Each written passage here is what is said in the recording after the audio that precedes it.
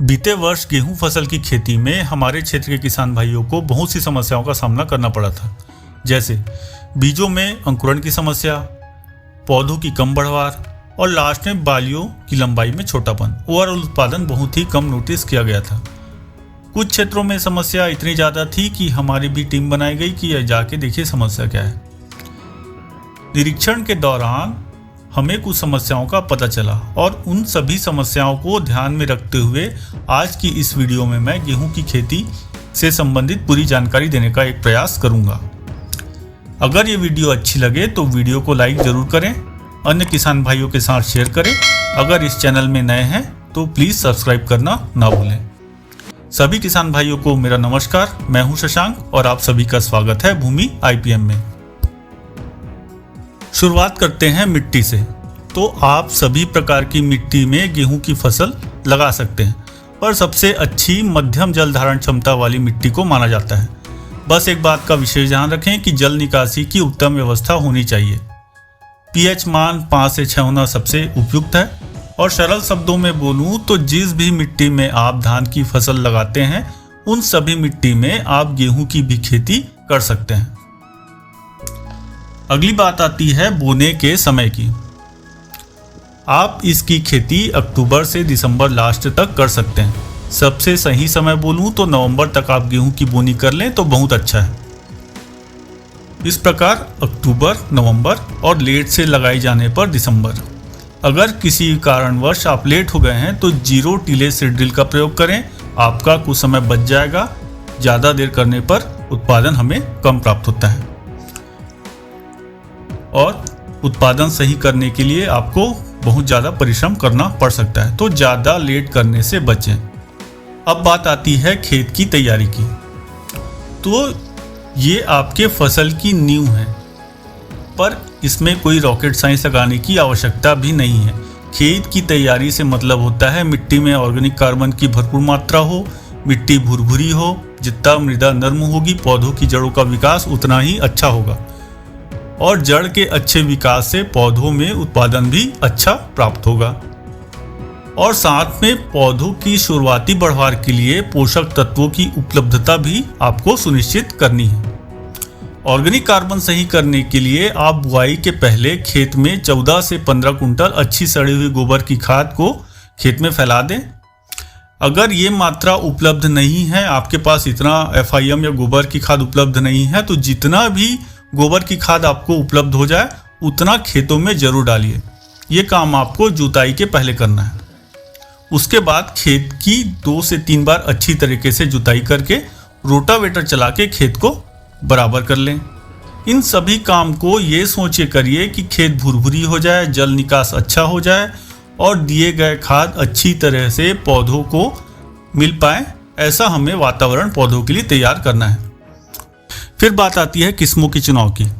किस्में बहुत सी हैं और बहुत अच्छा रिजल्ट भी दे रही है, जैसे HI 8759 है, GW 273 है, GW 366, श्रीराम 303, श्रीराम 364, DBW 222 जो करण नरेन के नाम से आती है, DBW 187 जो करण वंदना के नाम से आती है, DBW 327 और भी किस्में हैं, पर किस्मों का चुनाव क्षेत्र विशेष पर निर्भर करता है।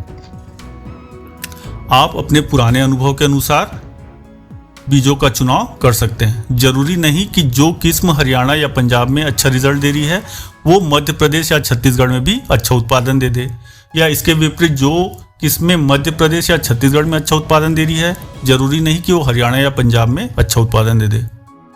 तो किस्मों का चुनाव अपने पूर्व अनुभव या स्थानीय किसान भाइयों के अनुभव के आधार पर करें तो ज़्यादा बेहतर होगा।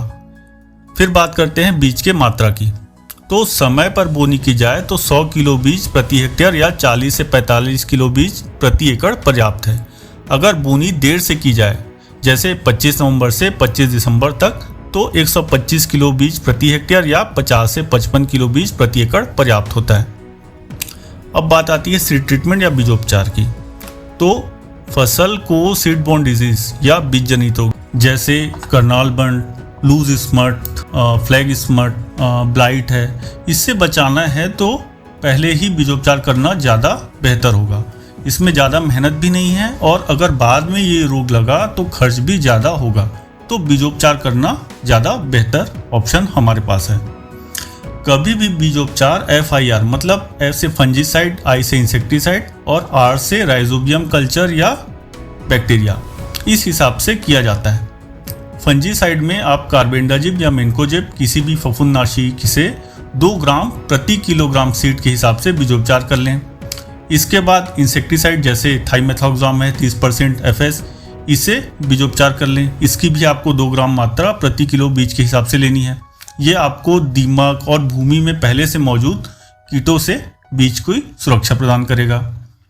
और इसके बाद भी चाहें तो किसी भी बैक्टीरिया से भी आप बीजोपचार कर सकते हैं। वैसे इसका बहुत ही अच्छा रिजल्ट आपको देखने को मिलेगा।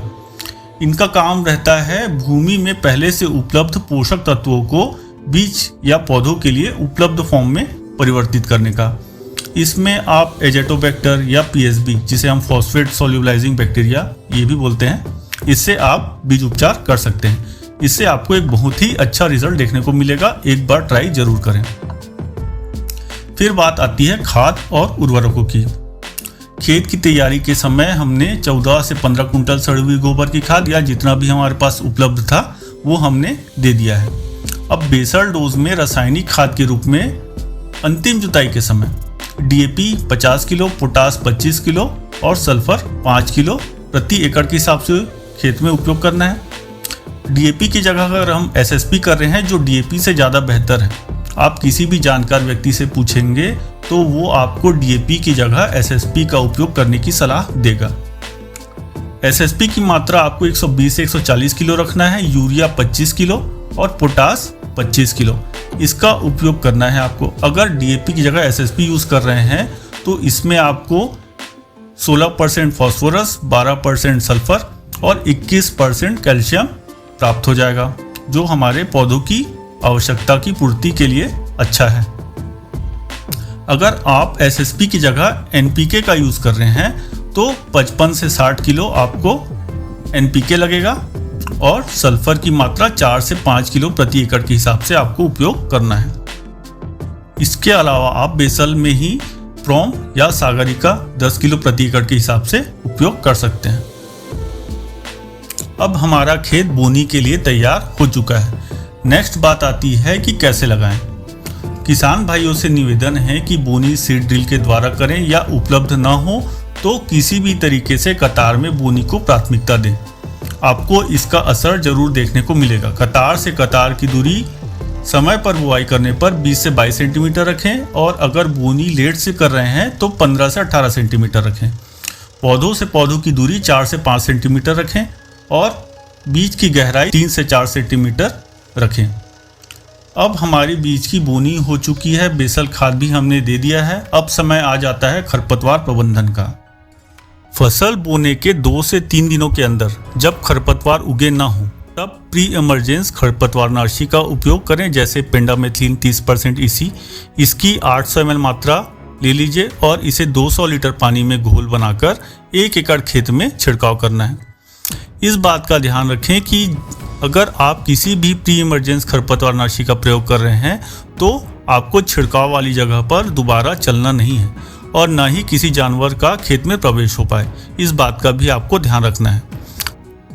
अब आने वाले अगले 25 से 35 दिन बाद अगर आपको खेत में सकरी और चौड़ी पत्ती दोनों तरह के खरपतवार नज़र आ रहे हैं तब मेटसल्फ्यूरान मिथाइल प्लस क्लोरिनोफॉप इसका आपको उपयोग करना है। ये कॉम्बिनेशन आपको एग्रोस्टार फोगर या UPL की वेस्टा इसमें आपको मिल जाएगा।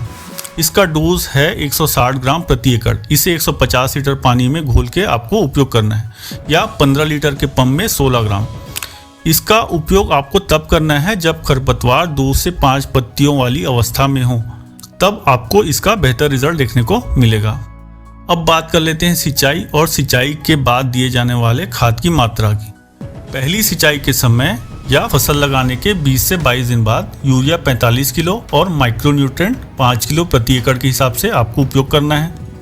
दूसरी सिंचाई के समय या 40 से 45 दिन बाद यूरिया 40 से 45 किलो और साथ में ह्यूमिक एसिड जो आप घर पर भी तैयार कर सकते हैं, जिसके बारे में आपको यूट्यूब में भी बहुत सी वीडियो मिल जाएगी।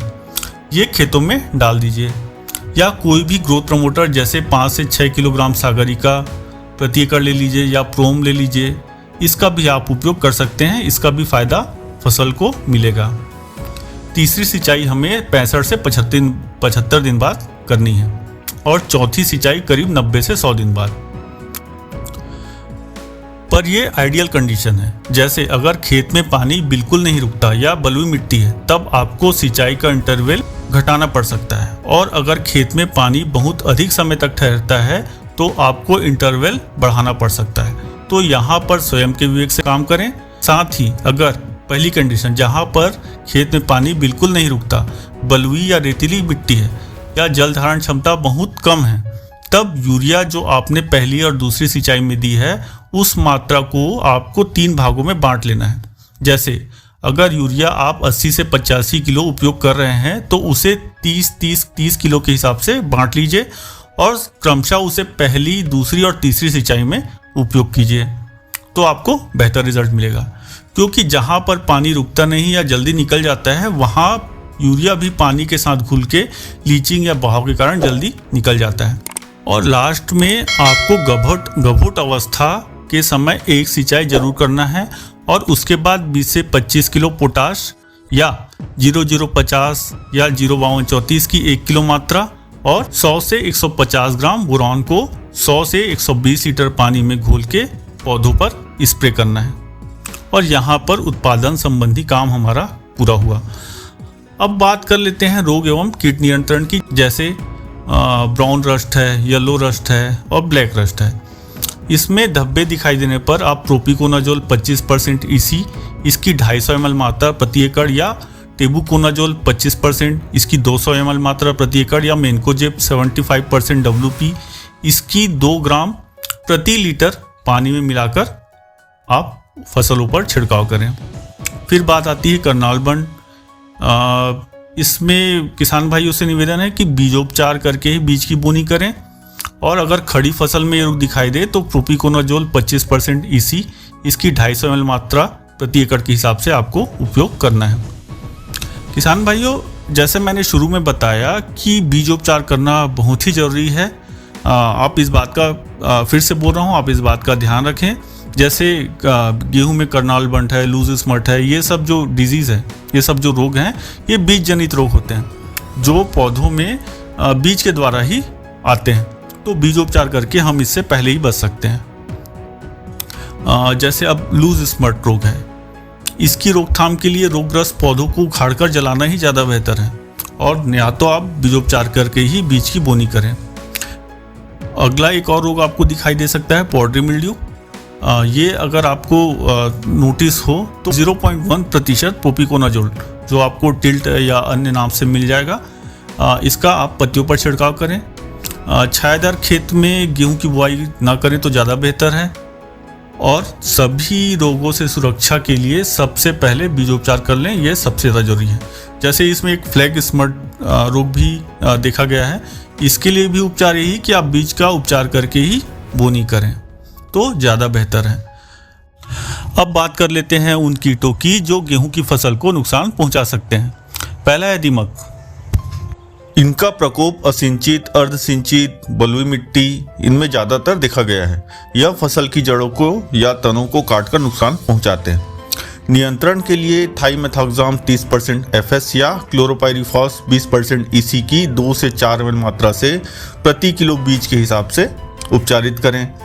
जिन क्षेत्रों में समस्या ज़्यादा हो वहाँ क्लोरोपाइरीफॉस 20% EC की 1 लीटर मात्रा को रेत में मिलाकर अंतिम जुताई के समय खेत में मिला दें या छिड़काव करें। दूसरा है एफिड। फरवरी मार्च के समय में फसल की पत्तियों या बालियों पर इसका प्रकोप देखा जाता है। यह पत्ती या बालियों का रस चूसकर फसल को नुकसान पहुंचाते हैं।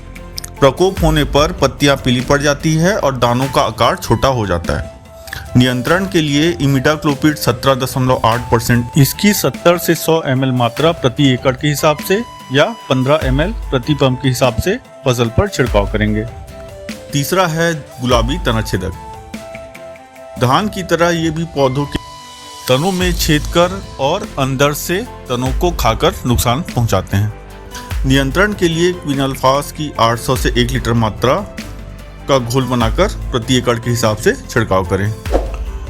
तो ये थी आज की जानकारी अच्छी लगी हो तो वीडियो को लाइक करें, चैनल को सब्सक्राइब करें और अन्य किसान भाइयों के साथ शेयर करें। धन्यवाद।